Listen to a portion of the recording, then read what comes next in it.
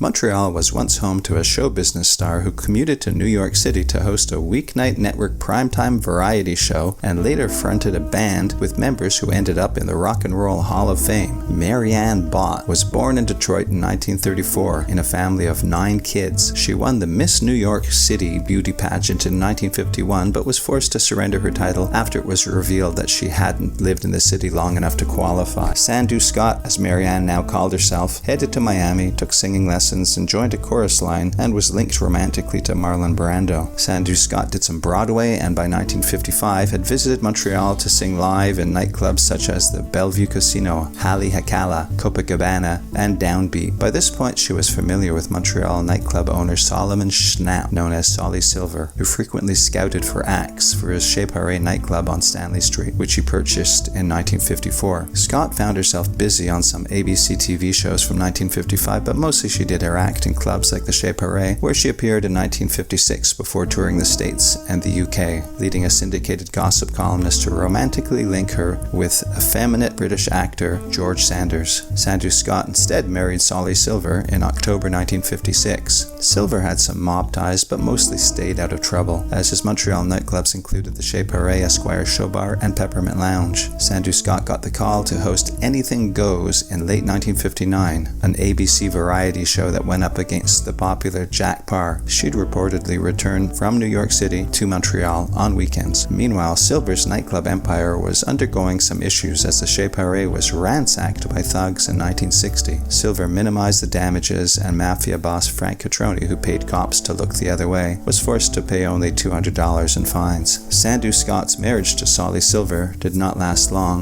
In 1962, Sandu Scott met Marco van Nesselhoff, former president of Caracas Hilton Hotel, who she later went on to marry in early 1965. But Sandu Scott remained a Montreal stage staple nonetheless, as she'd regularly perform at the Queen Elizabeth Hotel doing such lounge numbers as Mon Beau Chapeau, Le Petit Gonzalez, and a Denny Vaughan composition, Montreal is a Wonderful Town. Silver apparently had no hard feelings about his wife and kept helping her with her career. In January 1964, Sandu shared a bill with a young rock band from Vermont in Glen Falls, New York, and persuaded them to become her backing band. She changed from a lounge act to a rock act. Sandu and her Scotties put out a couple of songs.